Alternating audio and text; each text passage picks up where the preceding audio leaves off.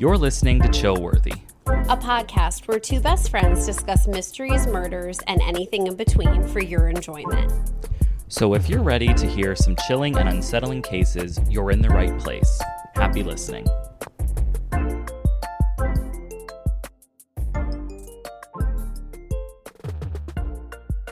Well, hello and welcome, Hello there. everybody. This is the first episode. It's been a long time coming, and I finally got Talia to agree to commit to 5 episodes, and now the whole world, meaning 2 people, know about this. 2 people plus us can hold you accountable for showing up for 5 times before we decide if we're going to call it quits. Right. So before we jump in to the actual case that we want to talk about, we just kind of wanted to give a little bit of background, which is really not a lot of background, but basically we have been best friends for a long time. I don't know. Do you know how many years? I believe it was 2010 or 11. All right, so 14 or 13 years. So, and we both like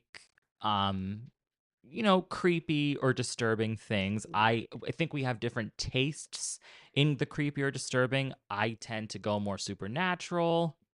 I sort of prefer the true crime aspect of things, serial killers, just death. So that's why I'm thinking that, with this podcast, we just want to talk about all of it, anything that piques our interest. So the format is going to be very easy. It's just one of us presents a case to the other one gets to make a commentary, and then we have some Q&A of each other. Sure, yeah. So the only thing I think that we're going to do before we jump into the case is just to sort of describe some things that maybe scare us, right? So, and then we'll include 1 or 2 stories just to give some context. So, for me, some of the top hitters would be water predators such as sharks, alligators, crocodiles, those types of things. Large teeth. Right, but more so just not knowing where they are, because I don't care about a bear. I don't care about a cougar. I just don't want them unseen under the surface of the water, lurking. Bite off a leg. Right, basically. Right. And then because of my extreme anxiety issues, anything like internal, like anything hypochondriac, so just germs, allergic reactions freak the shit out of me, just anything like that. So that's those are the things that creep me out. I'm sure we'll uncover more as we go into cases that continue to creep me out, but that's off the top of my head. Right. And I love wild water. So I'm not, I certainly don't want to be attacked by a shark or some sort of sea creature, but I view it as they're my friends. If I was in the water and there was a shark, I would like to think they could feel my energy and how much I love them, and I could just pat them on the nose and off they go, which is probably unrealistic, but I definitely underreact when it comes to health stuff. So Absolutely. So my thing are pretty much any sort of stranger danger. I think everyone is going to murder me, or I'm very unsettled by the thought of a home invasion of some sort. Do you remember the story with the home invasion topic coming up? My house you're talking about. Correct. Yeah, okay. Correct. So, well, do you want to tell the story since it's Sure. your story? Yeah, so just to contrast, I think, like I said, like we both came up with good examples from the past where it contrasts our reactions to things. So with the home invasion slash stranger issue, for me, I was at home. I live by myself. I didn't have a dog at that time. It was just me and the cats, and so it was like 2 in the afternoon, like a quiet day. I think I was just laying on the couch, like watching TV or on my phone, and I heard the screen door open on my front door, but I have an old fashioned like mailbox slot, so that's nothing that really, it doesn't alarm me or anything. It's like I hear that all the time. I heard that open, and I don't know why my normal door wasn't locked. Like, it's odd that it wasn't, but for whatever reason, it wasn't at that time. And I'm laying there, and the way my couch faces, I can just see the door. And then the door knob handle opened, and this man just walks in, and he walked in and he looked at me, and I just stayed laying on the couch and just said, "Hello." And he looked around the house. And yeah, so he just looked at me. He looked around the house, and it was obvious by this point that he knew he was in the wrong house, and just backed off and closed the door. And that was it. And I mean, it was odd, but like, I certainly wasn't scarred by it. And I mean, I looked out the window, I saw he went in a house like a couple doors down, and like where I live, the homes all look identical. So, I mean, that's what I chalked it up to. He's never been back. Meanwhile, when Brent told me this story, I almost passed out. So, not even being here to experience it, but it rattled me to my core. So, yeah. So I mean, there's the one example. So, of my sort of indifference to something extremely jarring to Talia. And so what's an example that you have? So, I remember um, there was a situation where I was sick and I was on some pretty strong antibiotics, and the nurse, so something was already starting where I was having a bad reaction to something that I was already taking, like another antibiotic, and I was getting a rash, and I never get rashes. So I show the nurse, and I'm supposed to start another one that day. And she says to me, like, if you're comfortable with it, but I'm not sure. And, maybe I should see about an EpiPen for you to have one. And I was like, oh, no, I don't want that. And yes, let's just start the medication. I'm fine. I would have said, let me stop you right there. Well, I remember when I told you the story, you so quickly responded with, like, I would have driven myself to the hospital and stayed in the parking lot and slept there just in case I didn't have a Well, right, because reaction. after the nurse administered it, that's when I'm like, okay, it's all fine and dandy when the nurse is there giving you the medicine, but like when she leaves, and this was like when you were at home, you weren't in the hospital, you weren't at a doctor's office. So Right. when she just then pieces out, I'm thinking like, okay, so what? Do I just wait for the reaction? Like, no, I would have gotten myself into the car, a pillow and blanket, and I would have camped out in the ER parking lot probably the entire night. Right. So, you In a know, nutshell, right. that is. So there's the contrast between our two things that strike fear into us, and stuff like that. And obviously throughout this podcast there will be many more stories that showcase this. I've got many in my head, but I mean, you're not here for our little personal stories. Down You're memory lane. right. Yeah. You're not here to take that trip. You want to hear about something spooky, we hope. So I think, we're going to dive into that next. So I hope everybody enjoys. All right. So the case that I wanted to talk about for the first case, I am slightly actually concerned because I feel like I potentially bit off more than I can chew here because it's a big case. You're an overachiever. I'm trying to be. Right. So, but it's just a very big case. So, with a lot of names that I don't know how to pronounce and things like that. So I mean, hopefully, this isn't off to a bad start, but we're gonna just dive in and see how it goes. Yeah. So before we get started, just doing our little typical disclaimer, I just wanted to say that in the age of the internet, there is a bunch of conflicting information out there. Right. So, while we have been researching, obviously we're going to come across things that may or may not be completely accurate. Despite our due diligence. All right, so let's jump right in then. So, this case is called the Dyalov Pass case incident, I think they call it. Um, have you ever heard of this case, Talia? So I am not certain. The only thing that was sort of in my memory was there, and I thought it was in winter time, a group of hikers, but they were camping during the hiking trip. Mm-hmm. And they were in, I believe, more than one tent, possibly one, not sure. And they were all murdered. And it was a very gruesome event.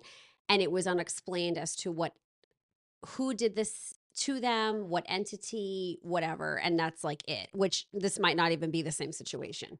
Well, and I don't know because I mean there are some similarities to what you said. So I mean we're just gonna dive in, try to be succinct here and see what happens. So okay, so yes, number one, it is about a bunch of hikers in Russia, and this all starts in January of 1959, so quite a while ago. Basically, these people are in a city that it's deep in the Soviet Union. It's freezing, as you would expect in January. Right. In Russia. And this man, Igor Dyatlov, which is probably the only name I think I said I'm going to say right this whole time. Bear with us. Right. Yes. We are not Russian and we are No. not trying to be offensive when I try to say these names. Especially when I laugh at his attempt. Right. So he is a 23-year-old student and he is putting these final touches on like planning this basically like big adventure that he wants to do. He is studying radio engineering, and he just has a very serious passion for hiking and exploring. So he organized a basically like a skiing expedition that's going to go across the Ural Mountains. But he's not going to go alone. He put together a group of 9 other students and recent graduates from the Ural Polytechnic Institute. And they're just like a bunch of experienced like hiker. Like this isn't just regular college kids. I mean, these are people who like know what they're doing out in the wilderness and that type of thing. Survivalists. Right. Right. So yeah, they're not like just amateur people who just want to go take a walk, if you will. Okay, so now the people who he put together for this. We have Do your best. yeah, it's not good. Yuri, Okay. uh Just Yuri. right. Well, there's 2 Yuris though. That's the problem. Yuri. Actually, I think there's 3 Yuri. Um okay, so we're going to say this. There's Yuri D like dog. Okay. Yuri K, I was going to say like cat. Yuri K like Catherine. So these 2 Yoris, right? They're both like hardcore hikers. They've been through tough conditions. They already know what they're doing. Then we have a woman who, for obvious reasons, I love her name. She's referred to as Xena, Oh boy. which is Zina. Oh, Z. Right, Okay. right. No Not X. like the warrior princess, but I Right. do love her. Right. So, again, she's like full of energy, enthusiasm. She's ready to go. She is excited for this trip. Then we have Rustum S, and he's an engineer. He's like athletic, strong, smart. Sounds good. Then we have Nikolai T. Um, and again, he's also like very physically fit and just kind of like up for the challenge. Alexander, oh, there's one. Alexander K. Um, so he's a physics major. Um, then we have now this first name. This is one's difficult. Lyudmila. Uh, Lyudmila. Lyudmila. Yeah. Um, D, and she again is also like she loves to be out in nature, so super up for this. And then we have Simon Z, who's the oldest in the group, and he kind of is like the instructor, and he just has like a bunch of these like survival skills at hand. Now there is, I know I had mentioned that there is one more Yuri. Right. So his name is Yuri Uden, which I think I'm saying that correct. So Right. all right. So anyway, now that we've gone through Well, wait. and I butchered those names, But yes. Yuri Uten, what is his claim to fame? There were details on everyone except him. Well, he doesn't really have a. I mean, would you say liking the outdoors is a claim to fame? Well, I that's don't know, but we'll say he liked the outdoors. well, I don't that's know. the assumption, I but don't. okay. I don't have that specific information. But Okay. thank you for Fine. asking. All right. So this is obviously a very solid team. They've got experience, the gear, they're ready to go. So what they're doing is they are planning to trek 300 kilometers through some of like the toughest terrain in the Soviet wilderness. And the ultimate goal is climbing Otoroten, which is a peak um in these mountains, and the translation of the name is very ominous because it literally translates to "don't go there." Wow. I mean, you don't get more specific about a place you shouldn't go than one that literally translates to that. Exactly. And it makes me wonder, is it because of difficulty level, or is it because it's haunted, or I mean, I guess we'll see. We I will. guess I'll see. Yes, we Yeah. will all see. Yeah. Um, so there's local people there, and they're called the Mansai, Mansi, and that's the language that it translates to that says "don't go there." On the morning that they're getting ready to go, they're checking their gear one last time, and like everybody is excited and nervous, and they've got everything they need, so they made sure to pack food and like warm clothes because, like I said, I mean it is January in the Soviet Union, like it is frigid. Right. Um, and so they packed the essentials for surviving the freezing conditions. Um, so they go over the route again and making sure everything is set, and then they do their final checks and they're ready to go. So they leave behind the city and they start off into the wilderness. Um, so this is part one of this story. Like they're all together. That is the crew of people. They want to go on this adventure. They want to go like explore.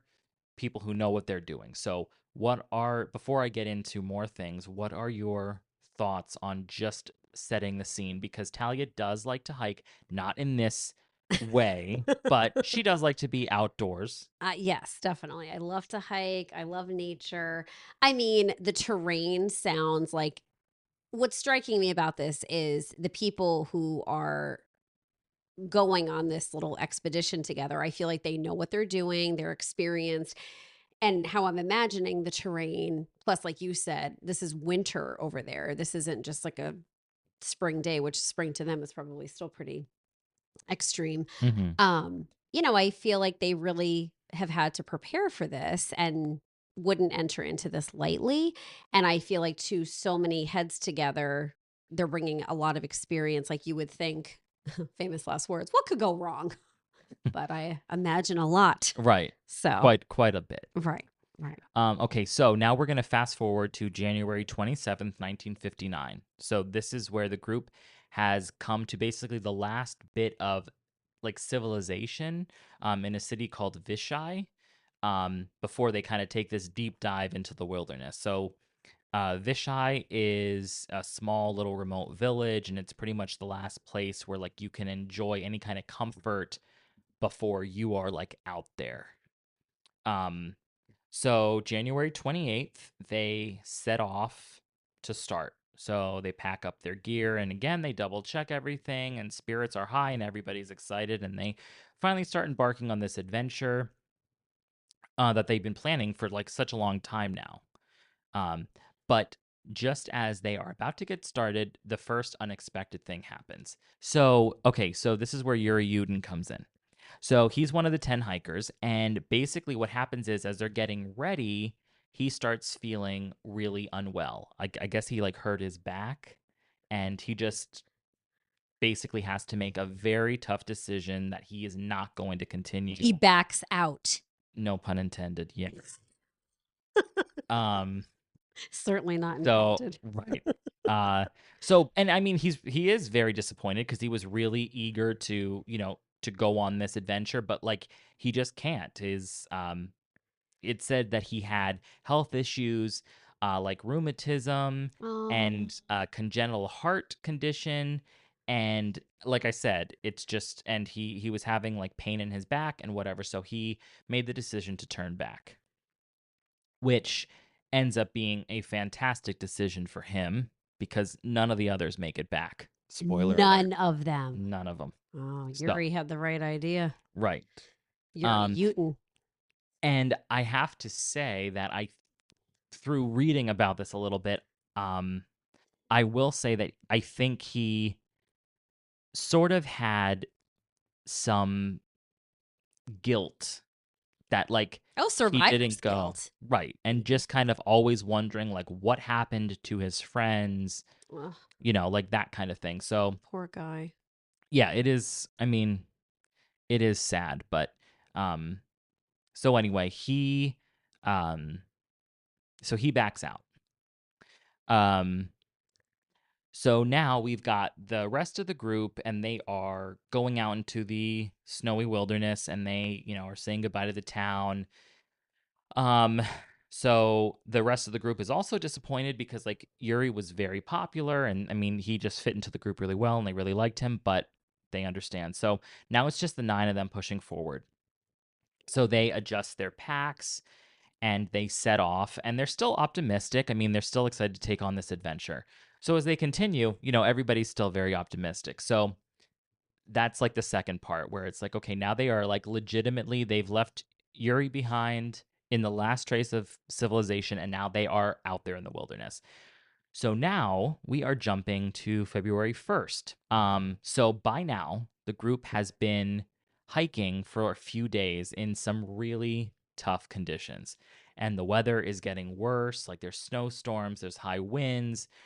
The temperature is definitely below freezing. So it is not a walk in the park by any means. Um, and they're following a route that should eventually lead them to this peak that I told you was uh, you know, translated to don't go there. Mm. But the thing is that instead of sticking to their path, they kind of end up veering a little bit off course. And they find themselves on the slopes of, and I mean, I'm never going to be able to say this, Kalat Sakal. I have absolutely no idea if I'm saying that right.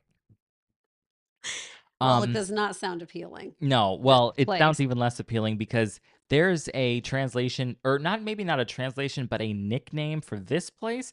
And this place is called Dead Mountain.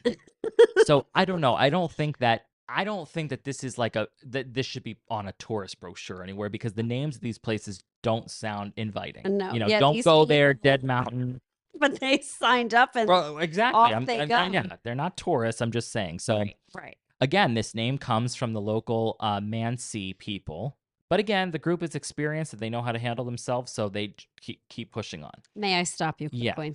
Do you think it is referred to as Dead Mountain because it's just so difficult, or because there have been many deaths on it, or we just don't know? I think it's because it's very difficult. I don't Right. think that it had like a history of just people, Dropping going like missing. flies. Right, right. I Right. don't think. Okay. Sorry, continue. No, that's okay. Okay, so then night falls and the weather starts to get really nasty, and they decide that they're going to set up camp basically right there on this slope of Dead Mountain. And they realize that like setting up camp on an exposed mountainside is not ideal. Like normally they would look for a more sheltered spot, but in this case, people theorized that they might have thought it was safer to stay where they were rather than risking like moving in such poor visibility and all this heavy snow and these freezing temperatures.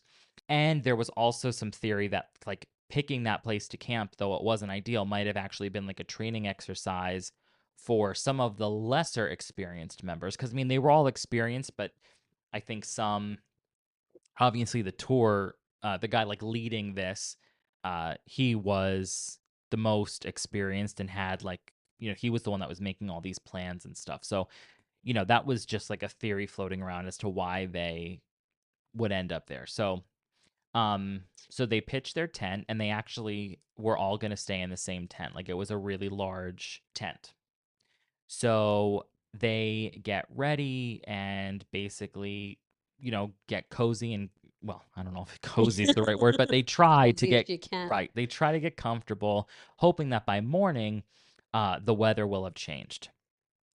So this decision, though, I mean, yeah, it sounds logical at that time. It sets the stage for this very, very mysterious event or events that are about to unfold. So, okay, so what do you think of like just like now the scene is officially set? This is like right before anything mysterious happens. It's just probably very uncomfortable. Yeah, I'm very nervous for them with how bad the weather is. Now, in terms of where they set up camp, I was thinking of it as that it's not terribly sheltered. On one hand, was that really wise because of the conditions? I certainly have no idea what I'm talking about. And like you referenced that man who is the most seasoned in the group and the oldest and really has Simon. Um I would think he wouldn't lead them astray. And in terms of it being like a training Except he exercise, literally did lead them astray because they veered off course. So, just so you know. in terrible weather. I Hey, we understand. all make mistakes, I man. know, yeah. I'm just saying figuratively he would not lead them astray, but literally he Right, did. right. I was thinking of it as, and you basically touched on this with how you were wording it because of how bad the weather was. And I'm thinking, are avalanches a thing out there? Are we in that sort of area? Indeed they are, my dear. So I'm thinking, is it actually better that they weren't terribly sheltered and that they were exposed? If something were to happen, like he was or they were thinking, it would be easier for them to be found if things got really bad. But who the hell knows? Hmm. So, all right. I'm very excited to hear what the heck goes down. Well, as you said, you like death. I do. I think that's Um, coming. all right, so that's that night that they go to sleep. Now we're gonna fast forward again to February 12th. So We are. we're So jumping in time. they make it through the night then, clearly. Clearly they do not.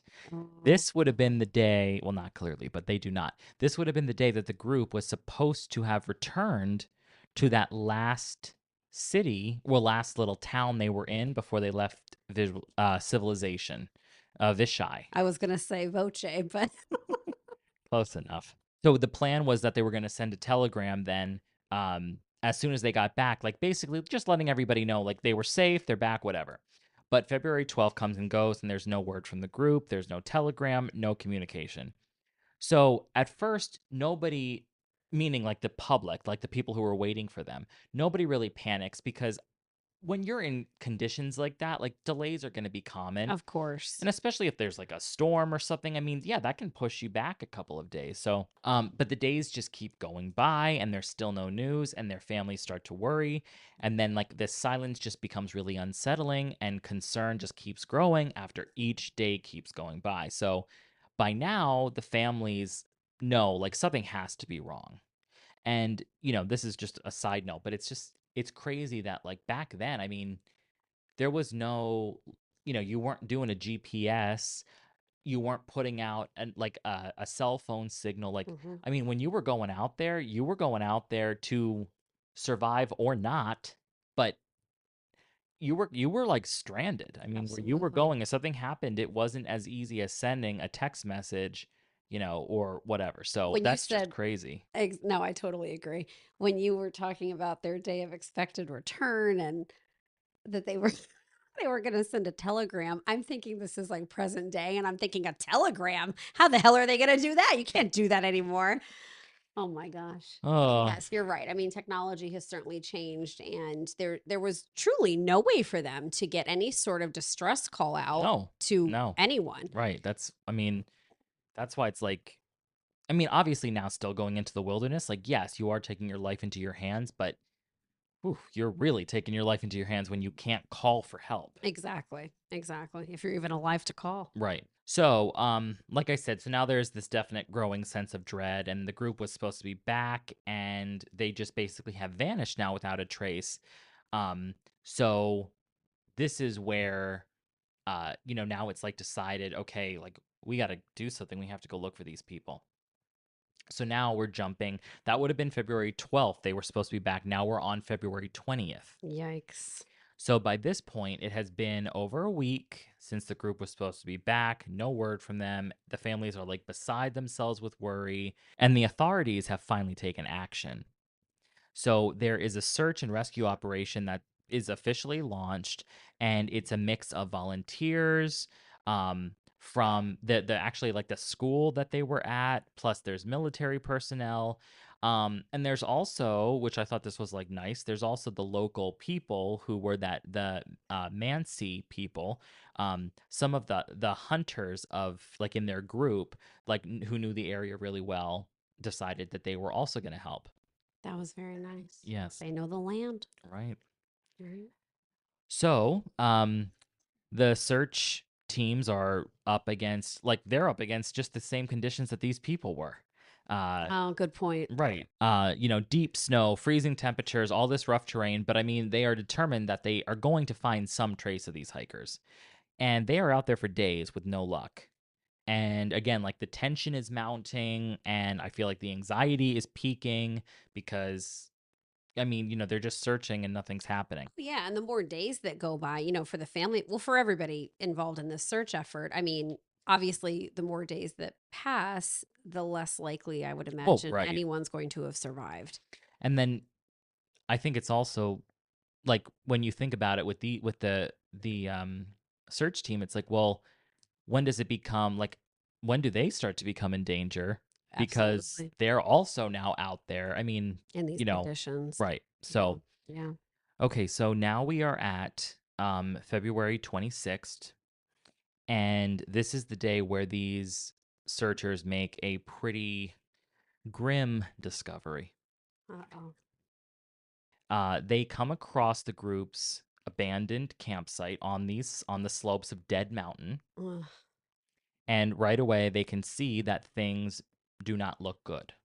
So inside the tent, they find the hikers' belongings, and not just like tools, but we're talking like boots, clothes, like their gear.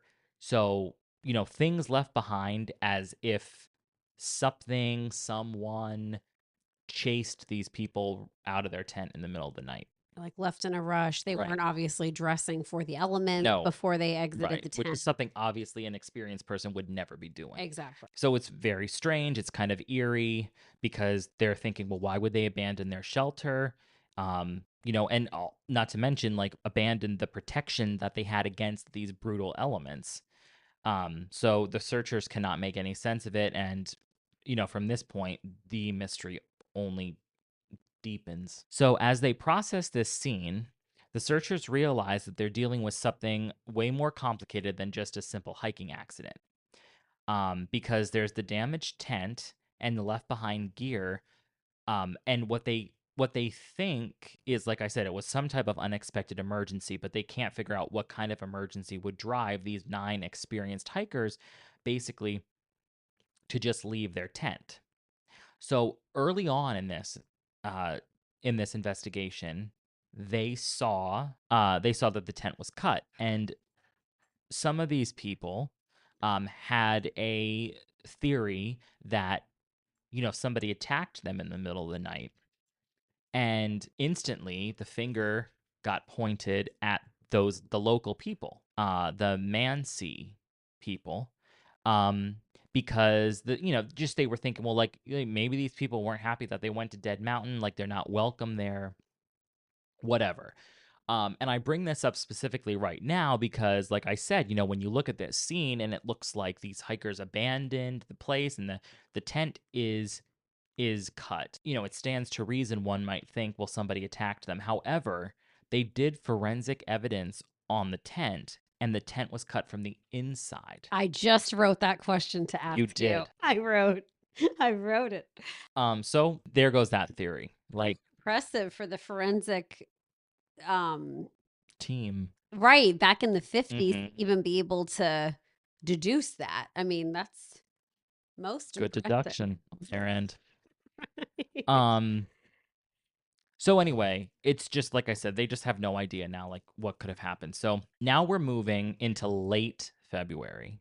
And after they find the abandoned and damaged tent, the searchers are now obviously on high alert because, I mean, before this, I mean, they didn't even know if they were even going to find a trace of them. Now at least they have evidence that, oh, they were right here at one point, but Right. they still haven't found anybody. Right. So on February 27th, both of the remaining two Uris are found, Oh. right? Well, dead, obviously. I didn't know if the way you said that was like, oh, well, good for them. They're okay. No, they are Made dead. it. Okay. So they found them at the edge of the nearby forest. It was basically about 1.5 kilometers from the tent. This is where things now get even stranger because they're both dressed in just underwear. Like long underwear or like well, just You know what? You're right. think I don't have that specific detail, but I would say it's probably not like bikini briefs. I'm sure it is long underwear, but good question. they're Good question. jammies. Right. Right. Um. So anyway, yeah. And no shoes. So Oh, needless to say, they are not dressed no, for this. no shoes. Right. So, and Oh, it's like, again, this is sub-zero temperatures. They've not got any proper clothing on. These people knew what they were doing, right. and their positions suggest that they actually tried to make a fire at some point to stay warm. With no shoes on.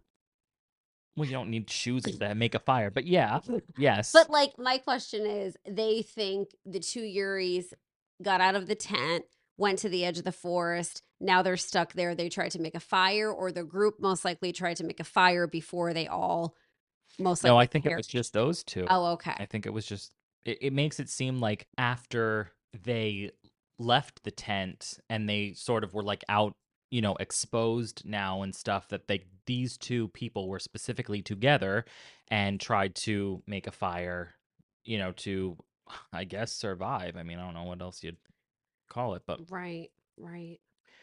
um so, okay, so yes, nearby, their bodies, right? The searchers found this makeshift fire pit and the remains of a small fire. So, I mean, I guess they were able to do it at some point, which, good for them, but wasn't big enough and hot enough, I guess, really help much.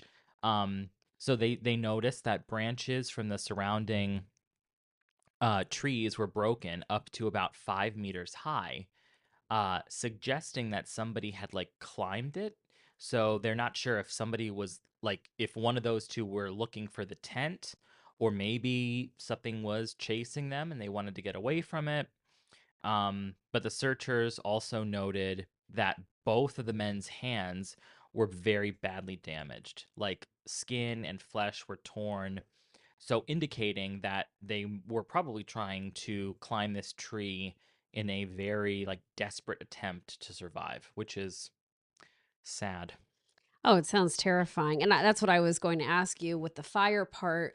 Before you got to the damage to their hands, I was thinking, did they die from just exposure and they don't have shoes and it's so cold and the elements and they have literally nothing to protect themselves? And then the fire just went out, or did something ultimately get them Right. as, that they made it as far to trying to survive by this fire? Right. Um, yeah. Um so a bit later than that day, the search team then discovers um Igor Dyatlov, so the leader, and he was lying in the snow between the tent and the forest. So he's dressed better than the first two, but like still not adequately dressed for the conditions.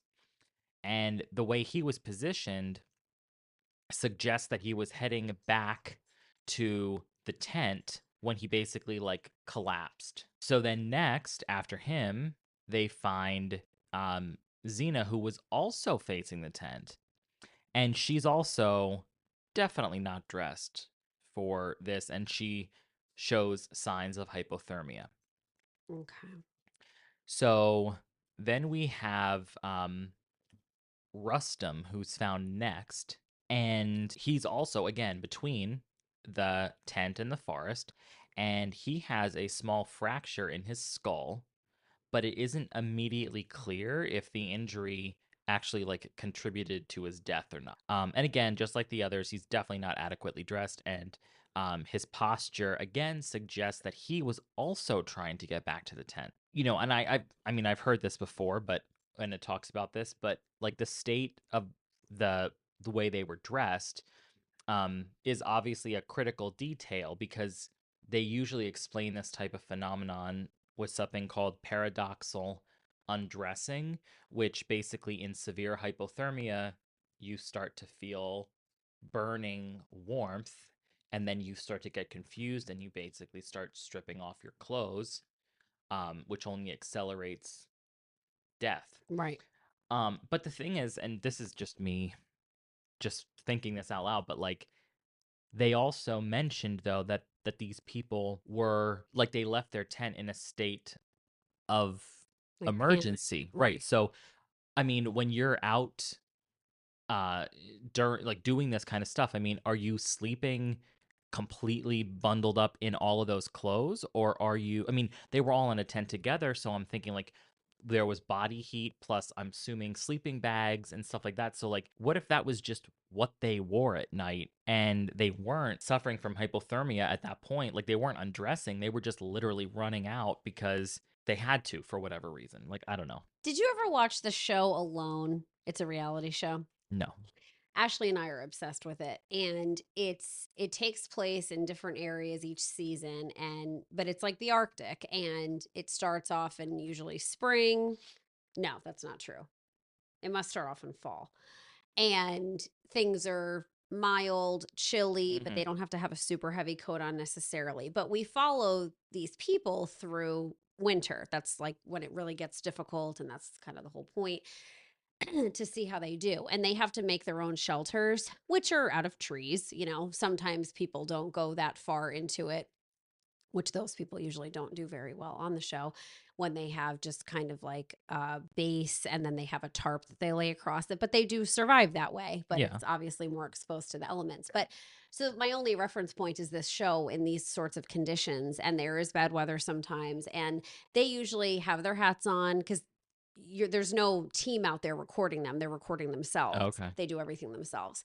So they'll record themselves inside of their tent at night, and they usually have socks on. They don't have shoes though. But I've never seen any barefoot, to sleep that way. And they have their sleeping bags. But I mean, these are heavy duty sleeping bags, like not Right. that I would think that they would have this kind of caliber in the 50s necessarily, but they don't have their coats on. So I think what you're saying is a great point. Like, and I was going to say, not having shoes on, I'm not sure. But what I'm just telling you about this show, these people take their shoes off. So Right. I feel like all of that could make sense, that it's not them stripping down, that they're going through some sort of like a psychosis because of Right. their hypothermia. And Right. that cut from the inside of the tent, I keep going back to, like, but then what could have, all right, I'm getting in the weeds. That's all right. Thank you. Uh-huh. Continue. I apologize. Absolutely. Um, all right, where did I leave off? Rustum skull fracture. Oh, yes, okay. So again, and it just comes down to that thing about like, I don't know why they were dressed the way they were, if it was like you said because of a psychosis or they just left really quick. So, Right, right. so the searchers then that day they found a total of 5 bodies.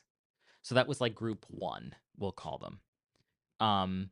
And the investigators are left with like a ton of questions and barely any answers. Like, what's up with the condition of the tent? Why don't they have clothing on?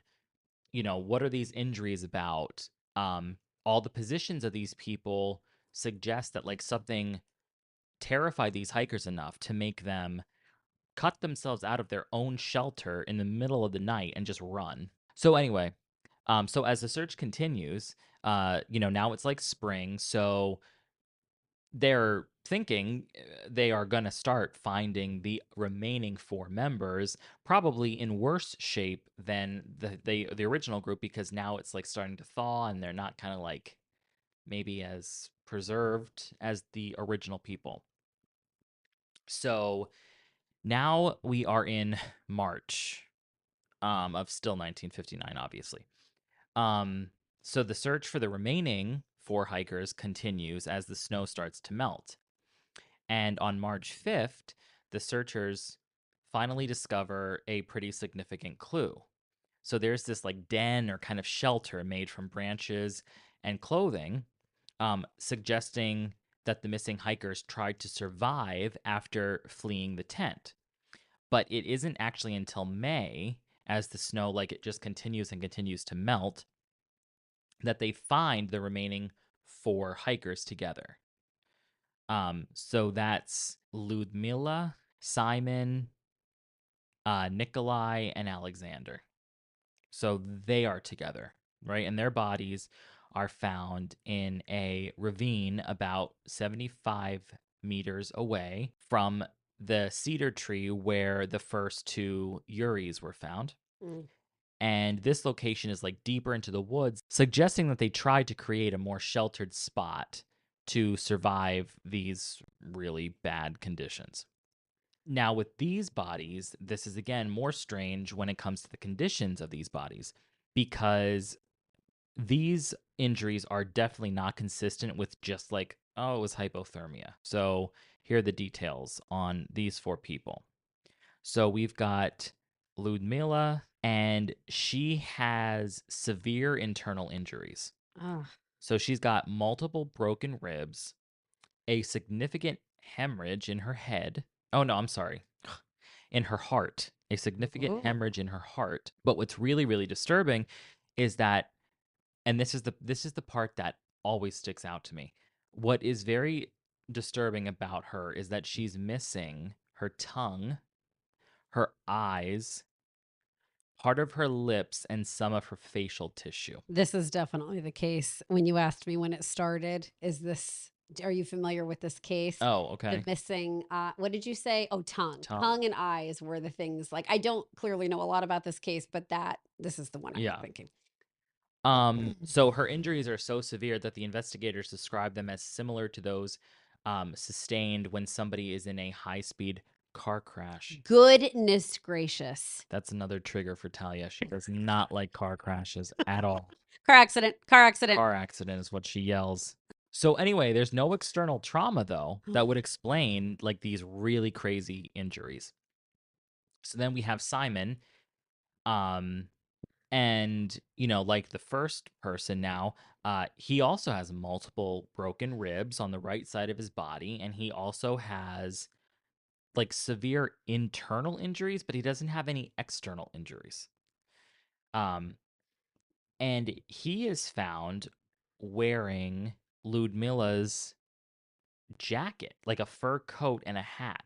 Basically, people are saying like that suggests that they either shared or they took clothing from each other, basically, again, in this desperate attempt to stay warm. Or if she died first, or maybe this is what you mean, and he took her stuff Right. I off think, of her to try to. right. Either they were taking turns or it was literally like, well, she didn't need it anymore. Right, right. So I don't know. Then we have Nikolai, and he has a major skull fracture. And the force of this, um, like the force that is required to cause an injury like this is like very considerable, like equivalent again to a car crash. Um, but again, like there's no external wounds or signs of a struggle even. And his injuries are just as mysterious and just as bad as the first two. And then lastly, Alexander, he has severe injuries, um, like a broken nose and major neck trauma. But he's also found with clothes that don't belong to him, so indicating that a possible attempt to basically again use any type of clothing for warmth like Hmm. was going on.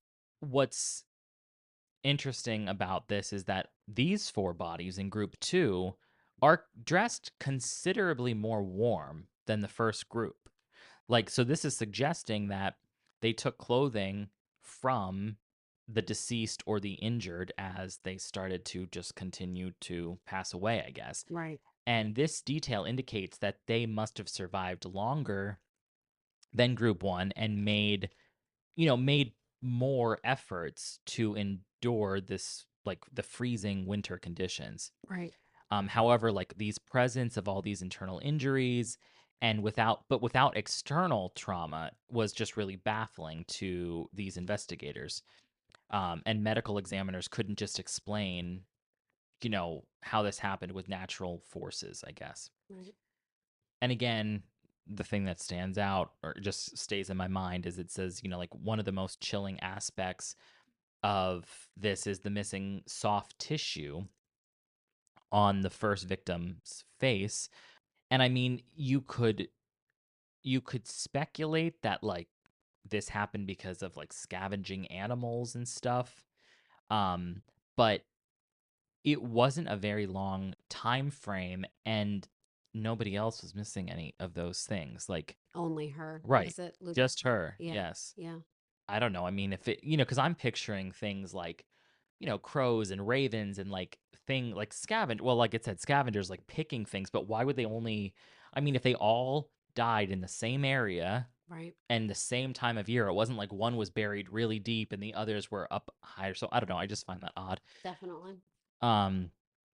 So then the other thing is that the ravine itself shows a sign that the group might have tried to like dig out a shelter. Um, or they had maybe fallen into it while they were running. But the depth of the ravine did provide some cover.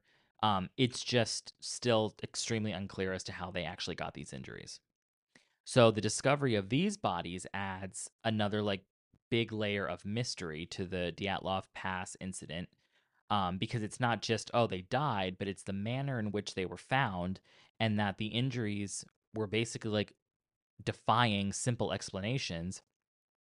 And again, the clothing suggests this frantic and desperate attempt to survive, which is where, a bunch of like this information started fueling all of these like endless speculation and theories. And, it was everything from avalanches to secret military testings.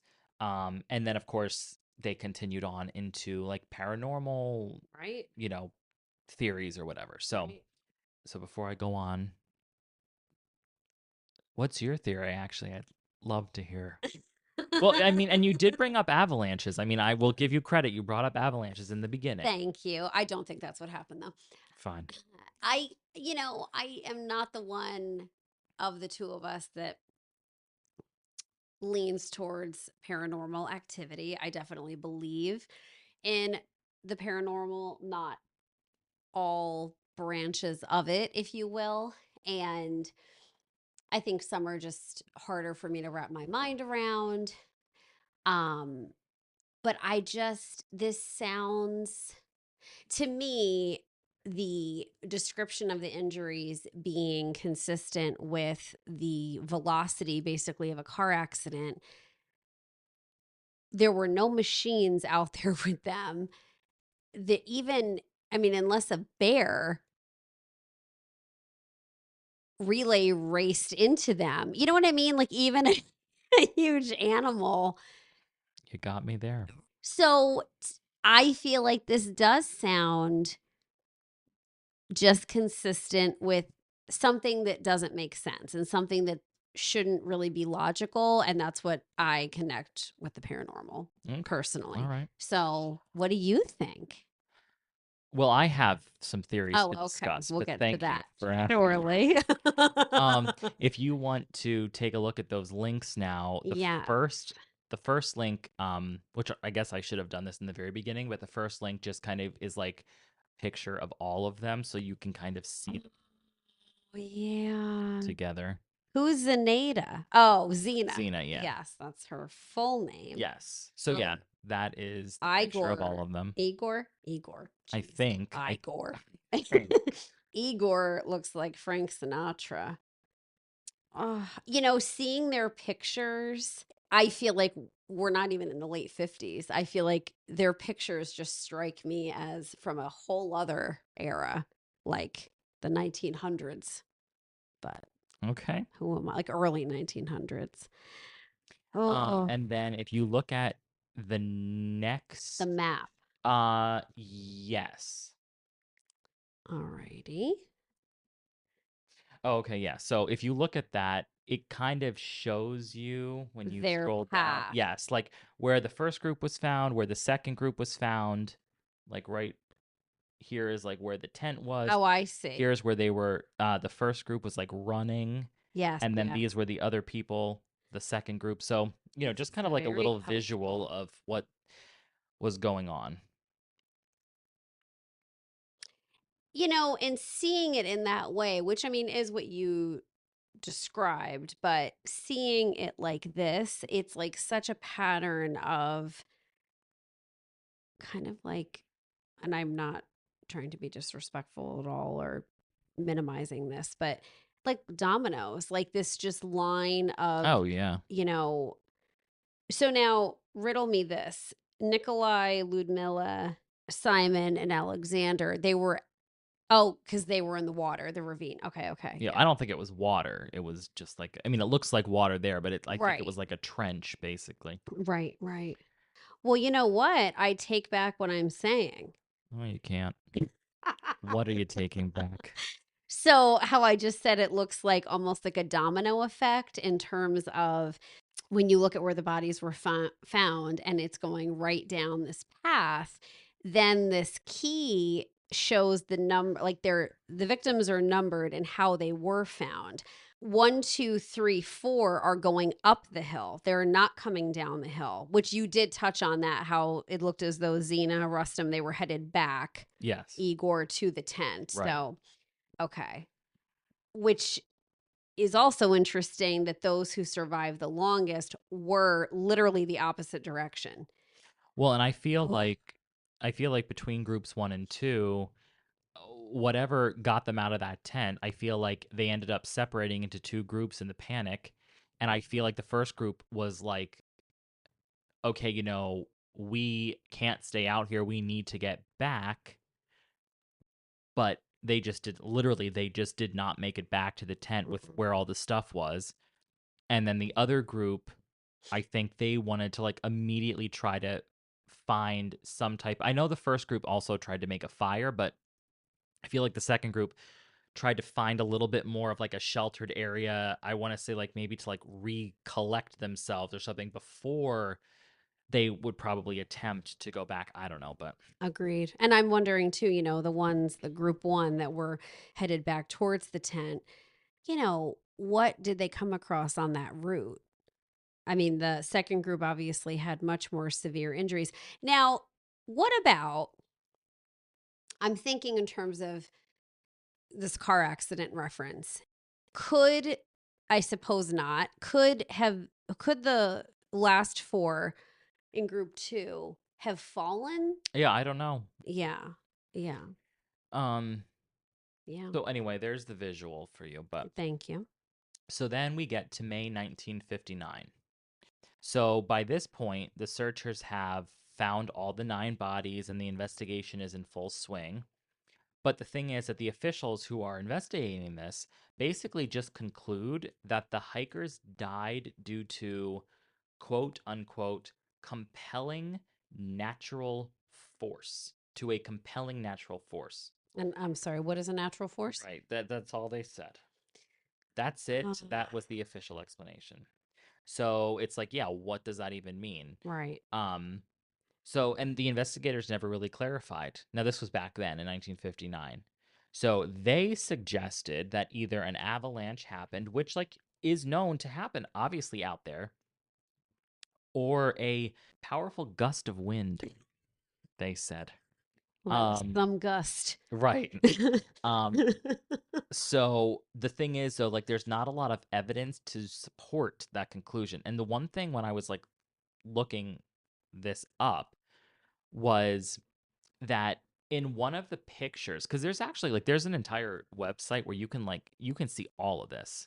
You You can know, see the victim's you can body. see the victims' bodies, you can see the Oh, pictures of the site, I mean, wow. you can see the reports, like all of it. I mean, it's very in depth. Yeah. But one of the things is that one of the pictures, now this is not something I noticed. I mean, don't I'm not Sherlock Holmes. I've read about this, but in one of the pictures there is a it's either a ski pole or an actual ski that is it's like stuck like standing up in the snow in front of the tent. So in like a pre-picture where like nothing had happened yet, the picture was taken. Or no, maybe it wasn't even that. Maybe it was just the an investigator picture, but the point was people are saying if this was an avalanche, why would this still be sticking up? Like it should have been completely displaced by that point if like there was this massive avalanche that happened. So like that was just something interesting that I remember uh from looking at that. So and again, like I said, when we go back into this, it's like yes, they showed signs of hypothermia um and the tent was damaged, but it's like those details they didn't fit with just this simple avalanche because the tent, like why was it cut open from the inside? Um, why would the hikers like feel like they had to slice their way out of the only shelter if they were just trying to escape an avalanche? Like, well then unzip it and go. Um, and then there were all those injuries like the broken bones and the internal trauma, the missing tongue. So none of that necessarily screams avalanche. Well, that's what I was going to ask. With what are the injuries? I know you obviously suffocate if you pass away during an avalanche, but then I'm thinking, well, geez, like I feel like a skull fracture could be probable with that, perhaps. But I think it's who Ludmilla with Missing tongue, yes. exactly the eyes, the tongue, the soft tissue, like her lips. Like she's the only one that had that happen, and I would not think those are consistent with an avalanche. Well, I couldn't see how they would be. The hand, yeah, I don't know. I don't know.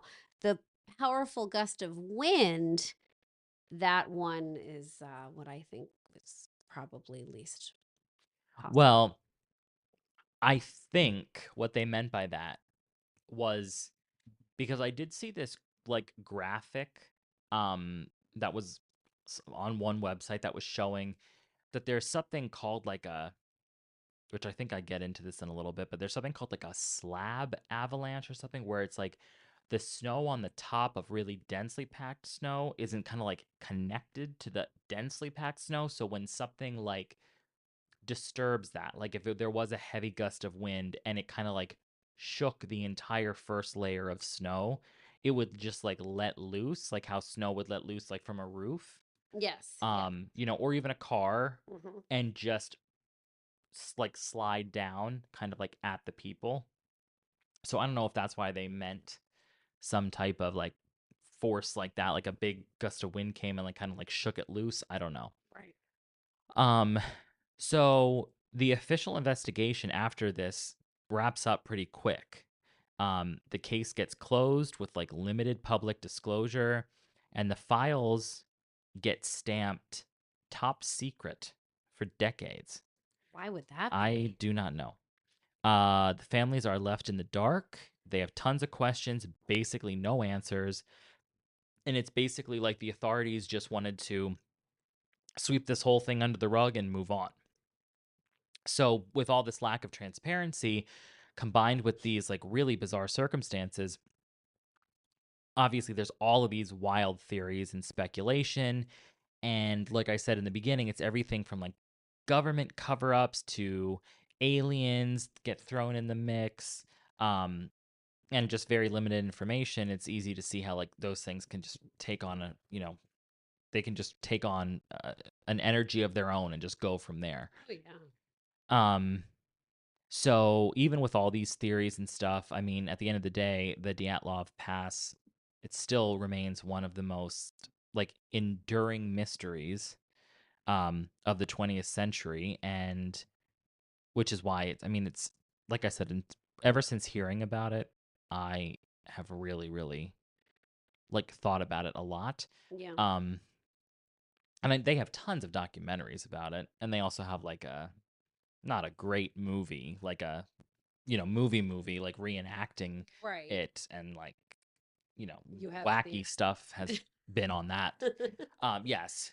Um, so anyway, now we're like fast forwarding a lot. We're now in the 1970s, and um, this incident is still fresh in people's minds, but now it's like with the benefit of a little distance in hindsight, these are where like the theories now really start to take off, and there are some wild theories. So do you have anything to add before I tell you some of these theories? I do not, but thank you for asking. Okay. Yeah.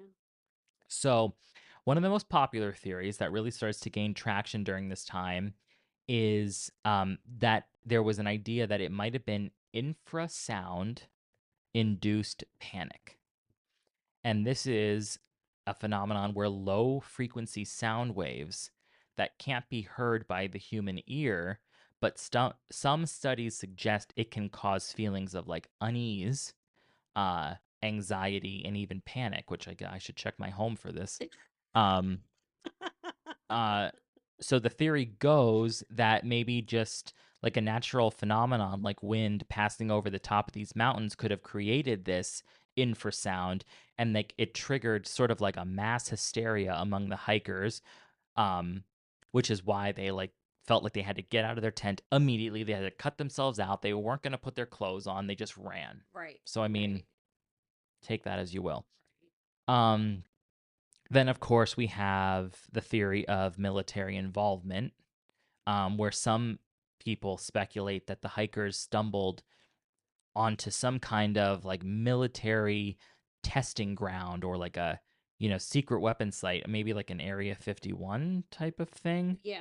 Um, and um, so the authorities then had to cover it up, because maybe they witnessed something they weren't supposed to see, and the government decided just to silence them.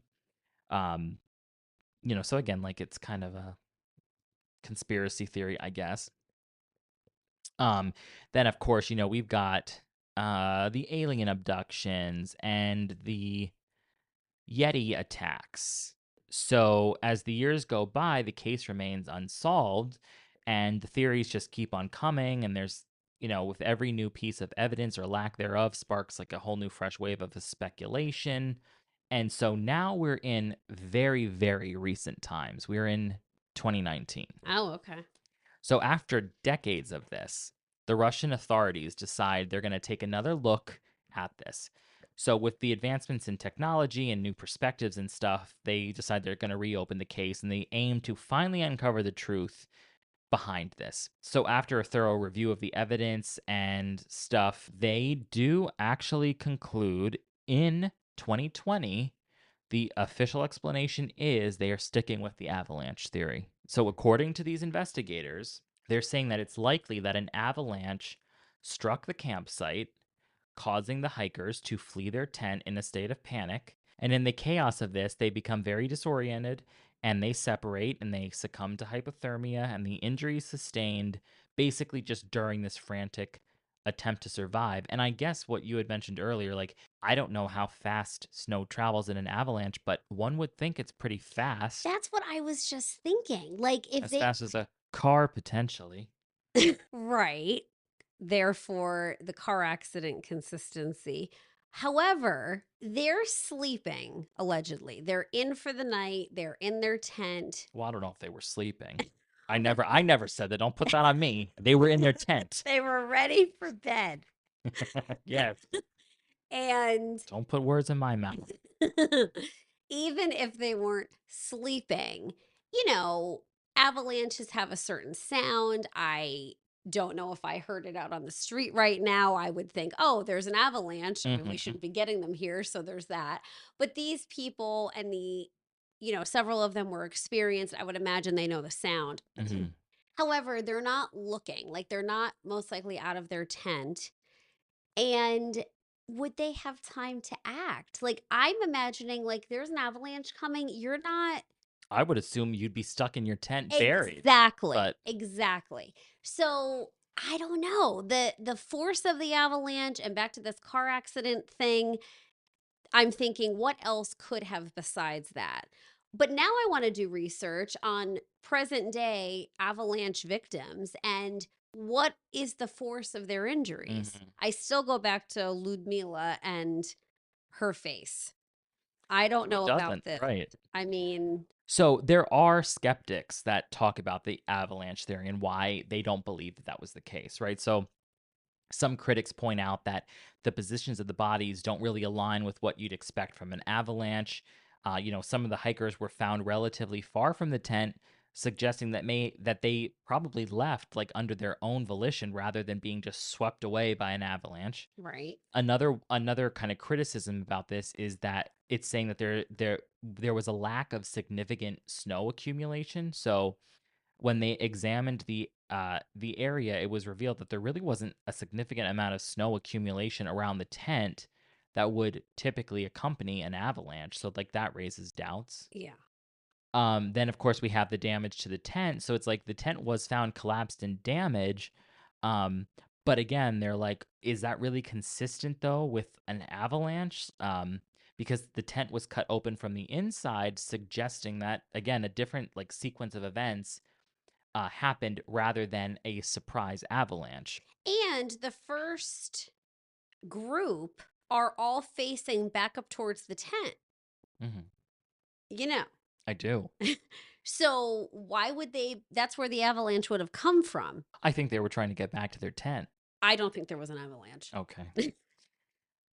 Um, then they just talk about again like some of the injuries and some discrepancies that might not be like an avalanche, like the missing lips and stuff like that. So those are just some examples of like skeptics around what the official thing is. Right.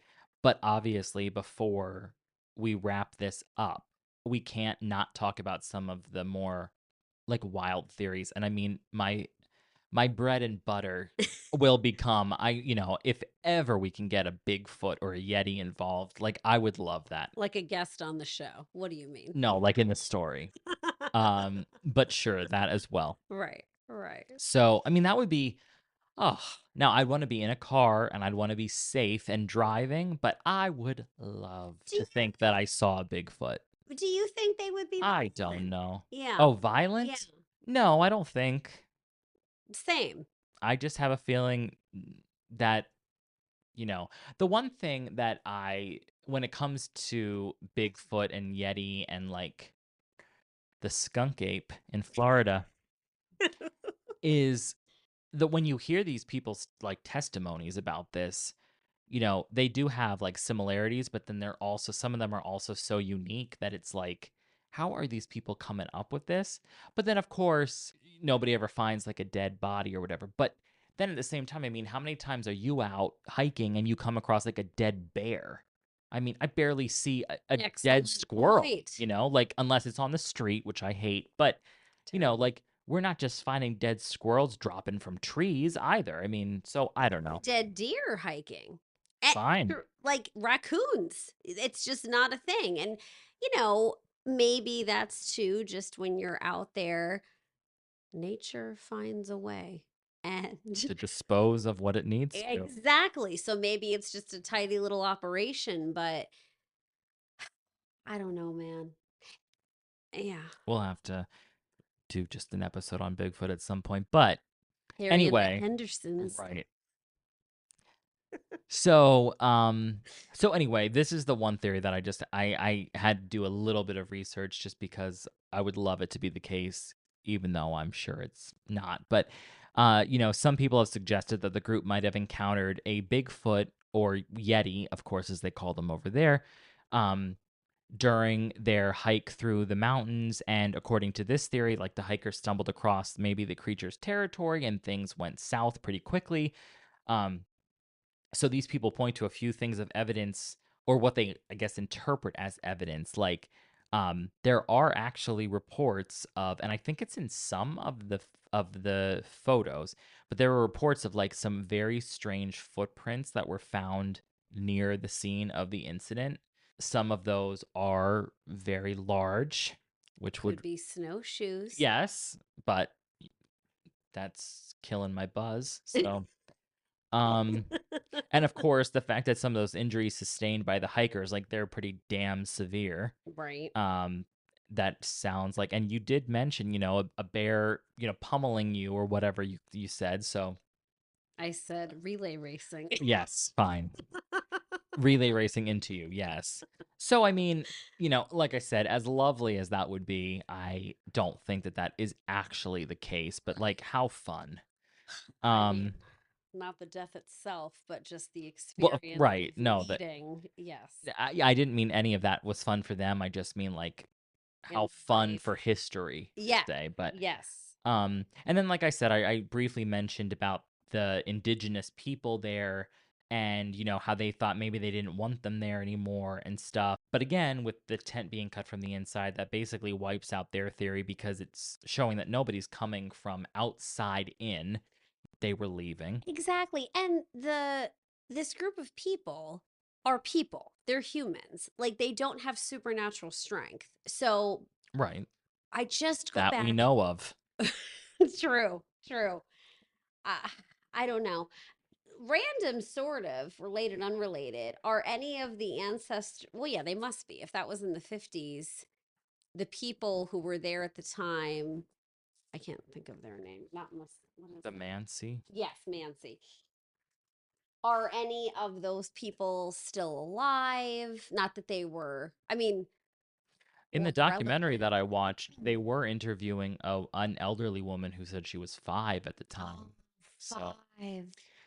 Wow. um, the last thing that I didn't really mention only because like I don't have a lot of information on this, but I guess there was reports of odd lights in the sky, and one of the hikers' cameras, because they did have cameras of their own, has this very the last picture that was taken was like a very blurry, just out of focus light up in the sky. Like, I don't know, like they don't really give much specifics.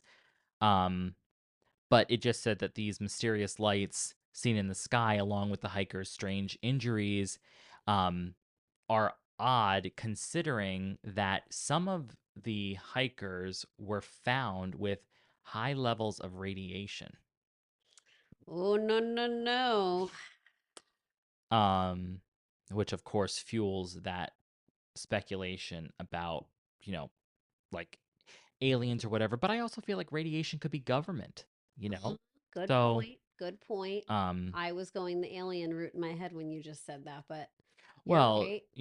and I don't know, because it says like, um, the people that argue for this theory say that the hikers saw this light, maybe they panicked and thought they needed to get out of their tent, um, and then they had an encounter with something, um, which might have then, like I said, given some of these people this radioactive, leftovers or whatever. So I don't know. It's a very odd story, but and I'm sure I did not do this justice Oh my because gosh, don't you dare I'm say that. serious. Because this is a huge freaking case. We've never even done a podcast, and this is the one I decide to do. Man, I couldn't have done it with just one victim. I needed 9. with names you can't pronounce. Exactly, with names I can't pronounce, with places I can't pronounce. But It is what I it got is. overexcited and I just dove in. So, Did a great job. You really thoroughly researched this. oh, easy. I had no idea there was a lot more to this than obviously I realized. I think this And could easily be like a 3-parter, like, oh, for but sure. you know, Well, who's got the maybe. time?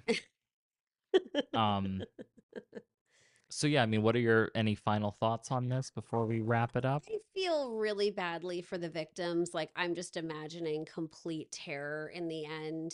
And I just get this vibe of like desperation and that they suffered. Like, I just think they suffered, and it must have been miserable in so many ways. And just that I fear is this like thing in my head that I just keep going back to, that, they were not at home, they weren't in their neighborhood, they were in such a cold, literal and figurative environment. Mhm. And, the endless possibilities of what occurred, none of which are good. And that, Right. I just think it was not a good ending, obviously, and just it like vicious. I just feel like this was all, it just sounds very vicious. Um, the other thing I did want to add was, so if we remember back to the beginning, the one Yuri who did not go. Yeah.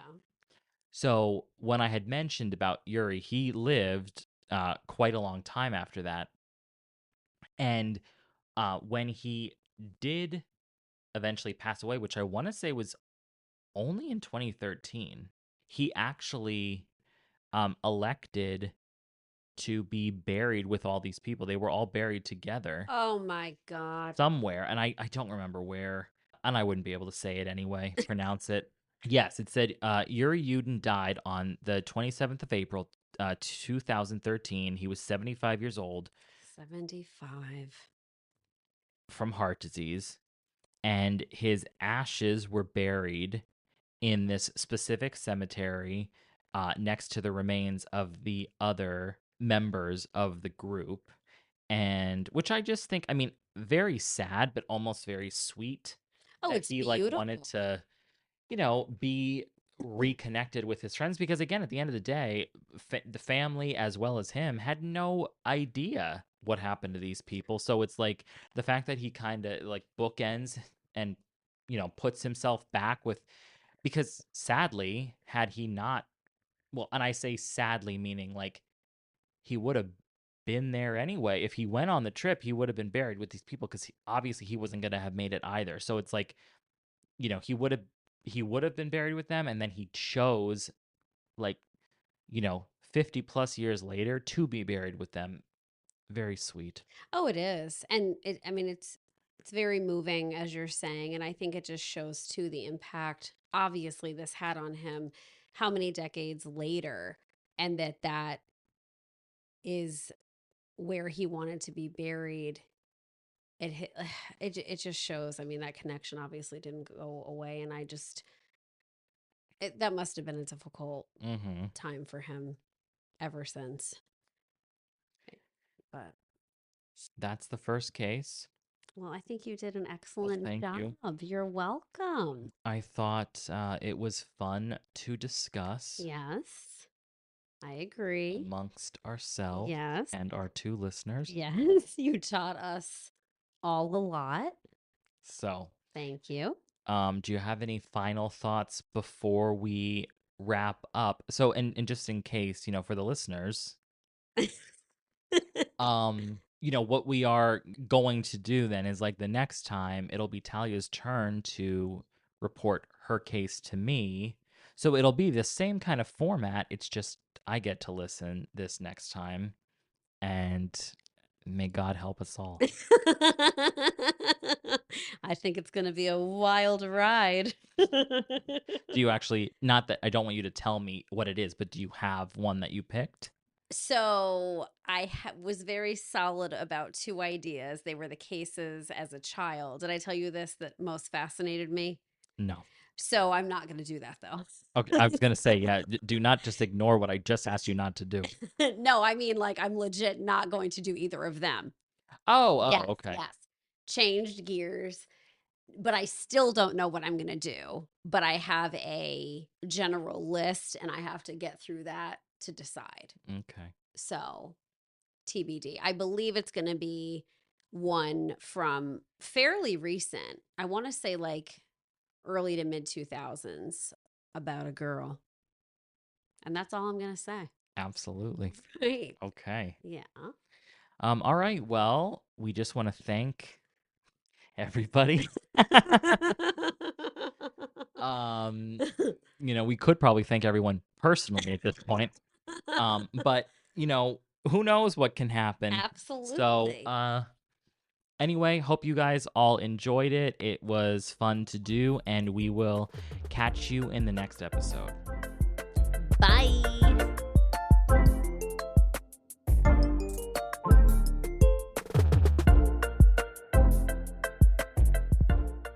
You've just listened to Chillworthy.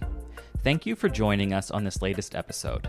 While we strive to keep our discussions engaging and lighthearted, we also wanted to take a moment to acknowledge the real lives and events that are at the heart of these stories. We try to approach each topic with a sense of curiosity and respect, fully aware of the impact these events have had on the individuals and their loved ones. Our goal is to honor their memories by keeping their stories alive and shedding light on the mysteries that surround them.